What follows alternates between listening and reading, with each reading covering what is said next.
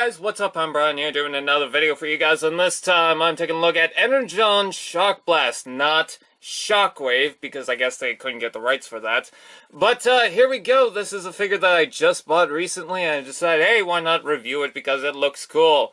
As you guys know, I'm a huge Shockwave fan. This is my favorite character, so I wanted to get the Shockblast, but it was kind of hard for me to find, and some places just had it for about 40 bucks, which isn't bad, but I kind of waited for something cheaper, and this was 20 bucks, so I decided, hey, why not buy it?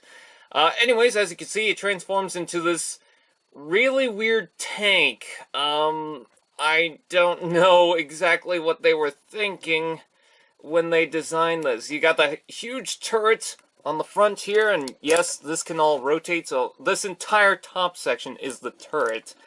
But the cannon itself is massive. And then the treads and whatnot is kind of wobbly. I mean, it stays in if you just mess around with it, but as you can see, there's a little bit of wiggle room here, so yeah, not really sure exactly how I feel about this, but I mean, I kind of like it, kind of just am like, what's going on here? You can open up these little foil things, and yes, the missile does open up. You just push this up like so, and these little things will pull out, and then these spike things will pull out too. It's kind of tricky to get the missile back in it, because sometimes it will launch itself out, but yeah, there's that. So yeah, pretty cool. You also have this. They can move up and down and do whatever you want with that. You could also pull up the head and make them look around, so that's a thing. I actually don't remember if he transforms into this in the show. I could be wrong about that. So anyways, with that said, let's go ahead and transform it into its other mode, the satellite mode. So, to start off with that, you want to rotate the legs around completely, and then you take these, and they're on sliders, and the very tight slider joints that I might have to shave down or do something with, because I don't like them.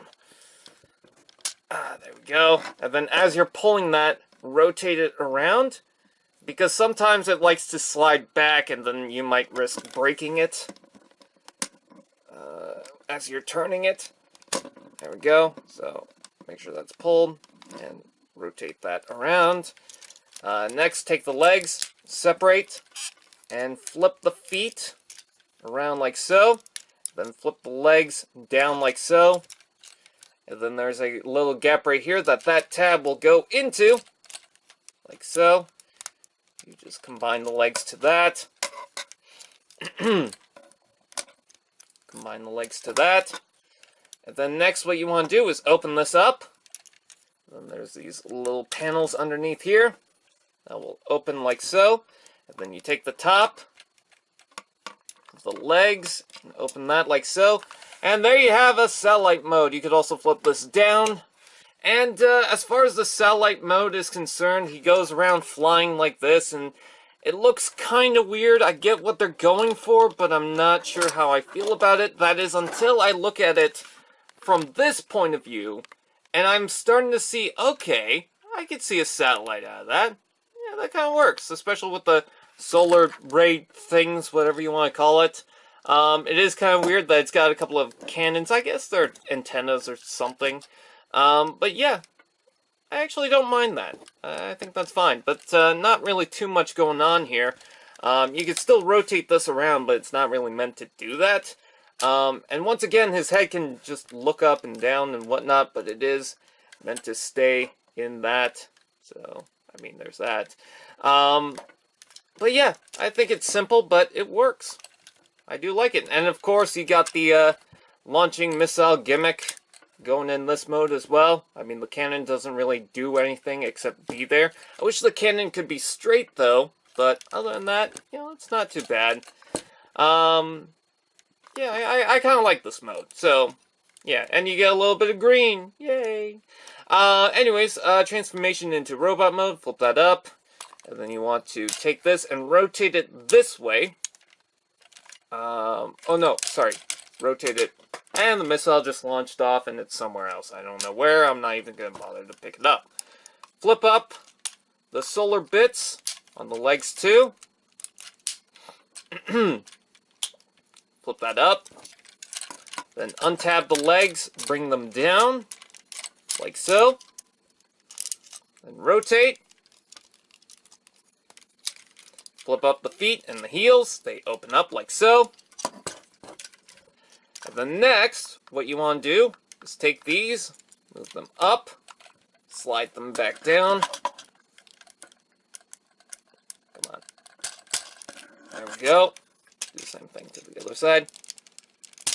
There we are. And then next what you want to do is there's a little tabbing section that will... come on. That will... it's really hard to get at. Okay. Come on. There we go. So that little tab thing will go inside there. Let me try and zoom in. So you got this little tab thing that will fit inside there. You just bring that down, like so. There's a couple of joints to allow that. And then you may notice that there's a couple of stress marks on that. That's a little concerning. But bring this up on this very tight joint. No wonder it has stress marks. And then this gap, you can take the tab and plug that in like so. It's a little tricky to get at, but it's not too difficult. There we go. So there we are, like that. So lots of folding. And then these will flip down, like so. Take the cannon, bring that down, take the arm, flip that down, rotate, like so. Flip up the ears, flip up the head. And there you have Shockblast in his robot mode, or Shockwave, whatever you want to call him. And he looks pretty good. You know, you get the green in there, which is not a Generation 1 color for him. It used to be like a lighter purple, but I don't think it's bad. I actually somewhat think it works. The dark green, I'm not sure about, but the light green, you know, the neon type color, or not neon, but whatever, I think that works. And you even get a couple of cannons on this arm, so... I mean, the original Generation 1 toy had a normal arm, and then the cannon arm. Now this has two cannon arms, or two gun arm things, whatever you want to call it. And this hand is also a claw thing. You can open it up like so, and he can hold weapons into that hole, so that's good. And if you flip this up, you can also plug in a Minicon, so that's cool. But taking a look at his head sculpt, it looks a little weird. It looks like a slug with the one eye and then the ears, but... I don't think it's that bad. My one problem is that if you move the head like so, sometimes the ears just misalign. I don't know. It's weird, but hey, he's got light piping, so that's good. Let's see that. Ooh, that looks alright. I like that.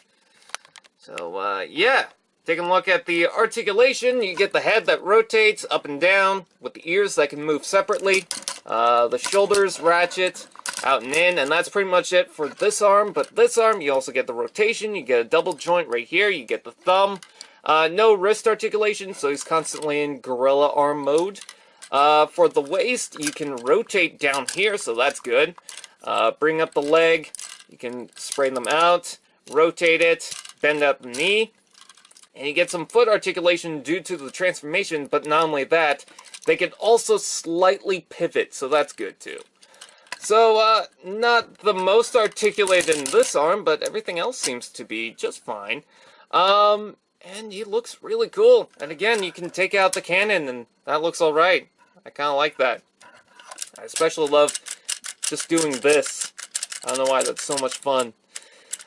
And he also has another mode. If you take these out, like so, then bring out the solar beam ray things, whatever you want to call them, solar panels. Then close that back up, and you have powered up Shockwave, Shockblast. I don't know, it's in the instructions for some reason. You could do that.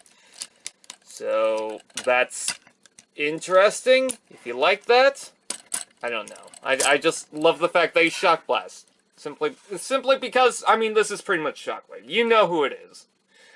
Take a look at size comparison. We have Chrome Dome right here.